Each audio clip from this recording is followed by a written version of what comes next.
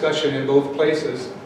I wanted to give you a little background of why I like fish. And I grew up along the Missouri River in western Iowa and didn't get to do much with small fish, but after college I was able to be overwhelmed, I guess, in Nebraska streams where the minnows a lot of minnows look an awful lot alike, and then I got to go, around the Horn. I was in Louisiana with small fish, and then in Missouri for 4 years, but New York was really a wonderful opportunity for me to realize how the different watersheds have different groups, and you don't have to worry about 40 kinds of minnows in a particular spot because there's only 20 kinds there, and some of them are real standouts.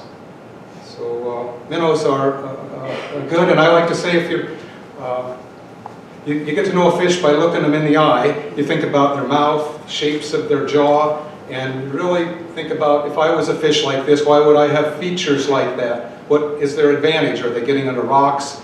Are they big eyes? And I don't know what big eyes have for advantage, but I sure like the big-eyed chub story we're able to tell out on the poster.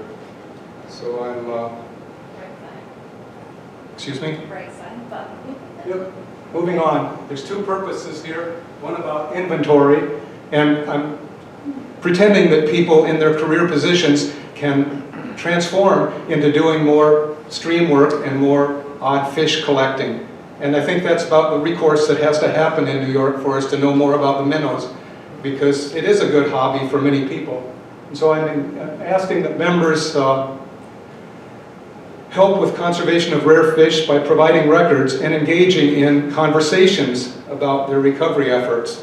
So the work that the DEC does could benefit much by extra opinions being brought forward saying, how about this other animal, or how about this other spot you might not be familiar with. So I'm suggesting that you catch more fish and archive the records for unusually rare species. Museums are a great place to deposit them, and we're so lucky to have a New York State Museum that takes fish endlessly. I found in Ontario, you pay big money for them to take one of your fish at the Royal Ontario Museum, and Cornell has, every museum has its rules, but we're so lucky to have a state museum.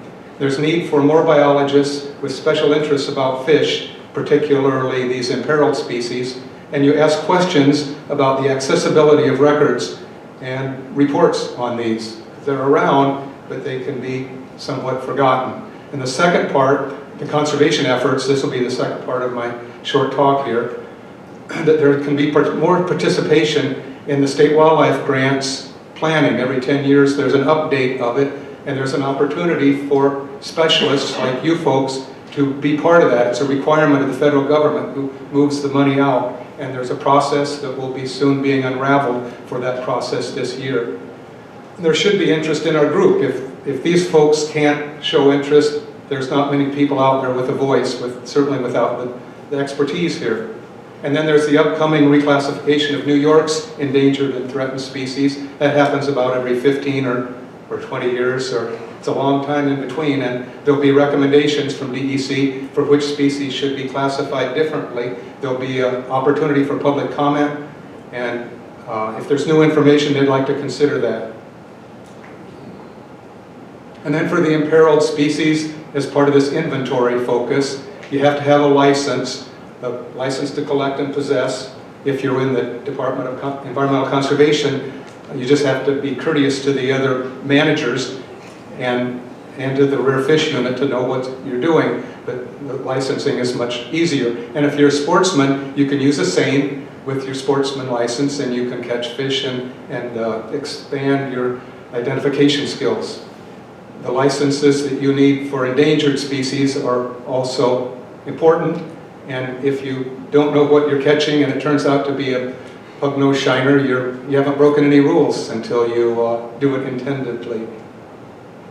Imperiled species is kind of a package word, that there's those animals that are classified, or those fish, and there's the state system of endangered, threatened, special concern, and then there's the federal system that they have federally listed. All of the federally listed fish are included in the state lists, and then there's state wildlife grant programs that have another term, species of greatest conservation need. That's a larger group, about 50, and you can put all of these into the imperiled fish, which is a word that's kind of whatever you want to make it. And I came up with a list of 50 fish that I'm going to just run through this by saying there's going to be 3 in each column, and I'm going to go from Ohio lamprey to moon-eye to big-eye chub to satin-fin shiner, bridal shiner, redfin shiner, fine-scale dace, black red horse, mud sunfish, banded sunfish, swamp darter, and deepwater sculpin.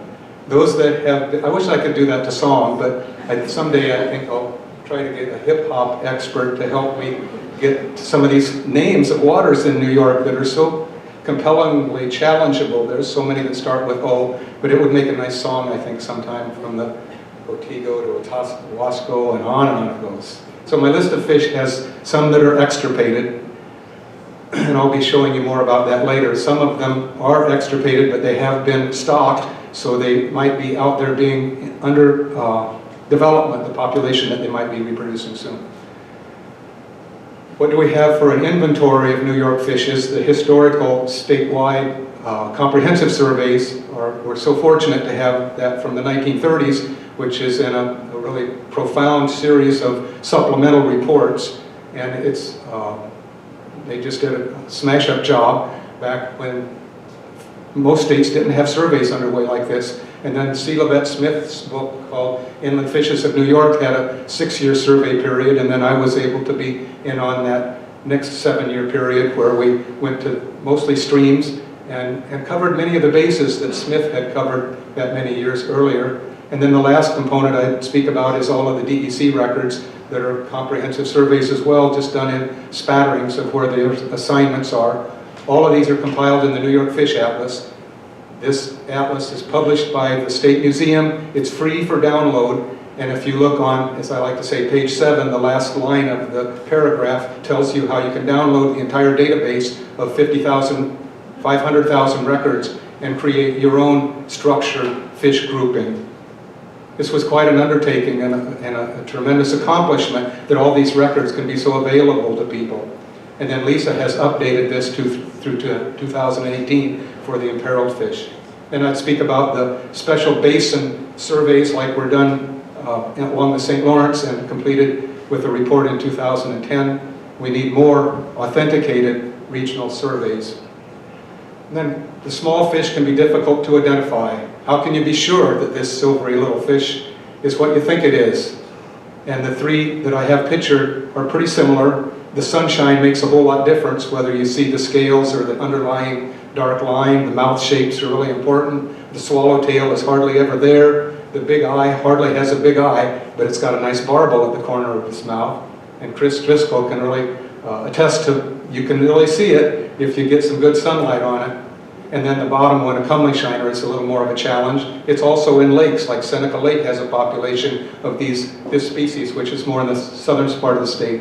So when you do these extracurricular surveys and you get something you don't know about and you have to report it, or if you're just for your own curiosity, you can put it on iNaturalist. A few people put fish pictures on iNaturalist, but there's no credibility to that. You need to also occasionally send a specimen to the State Museum or to a regional office and get it verified. An archival of your records, that means making sure your records are available to somebody else. That's a challenge. The fish records that go to the State Museum are definitely archived, and anybody can find out about them. It's a great place to send your fish. When you have a collecting permit, you'll have to file a report with DEC, and that's a good way for your records to be archived, particularly the imperiled fish. They might not keep track of all the other more common species, but they're certainly keeping track of the imperiled species. And publish your results or get them in a report of some kind that will be available through your duration. It might not be stored somewhere else, but at least keep track of things on your own. I like the ResearchGate social media that you can put reports on.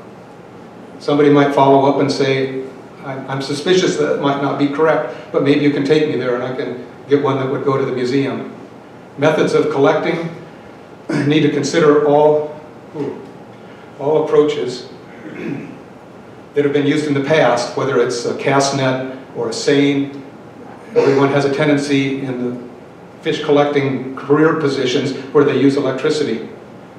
Don't forget the seines are a good tool, and you can sometimes catch 100 fish of a particular species, which the electricity might only catch 3 or 4.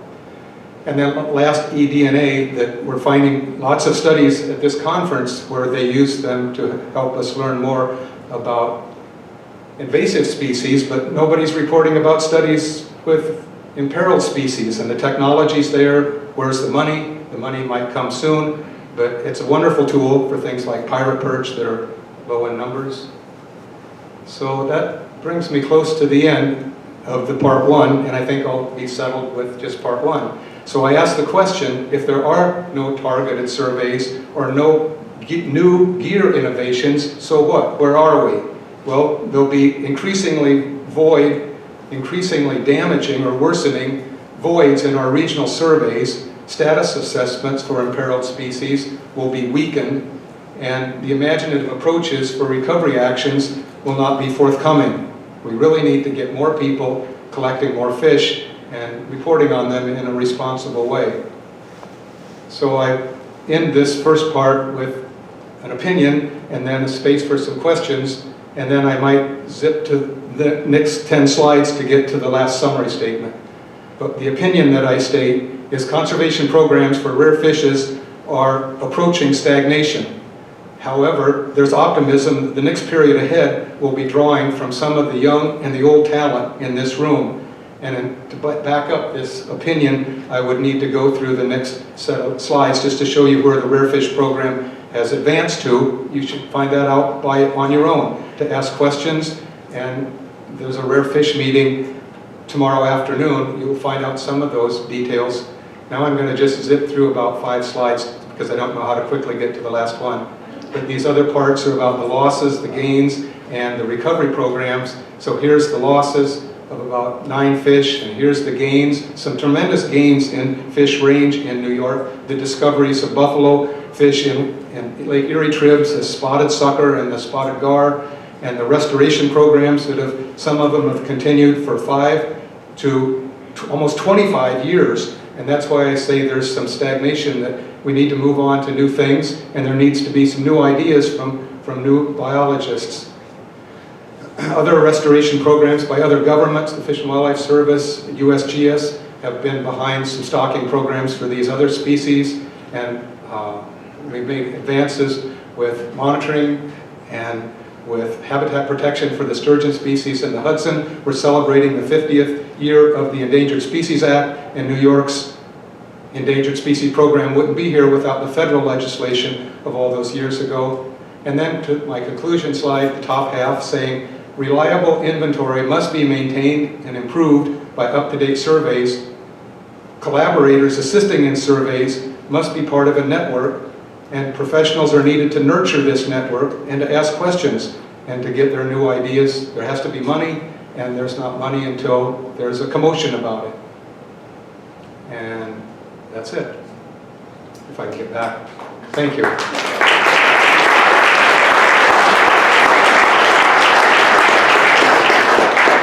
We have time for questions for Doug, and he's got a long history and a lot of knowledge, so take advantage. And I second everything he said. So the future of these protection programs is good. You know, there's money. If this Restoring America Wildlife will get funded, maybe in 5 years, there'll be a flush of money where the state, and Lisa would tell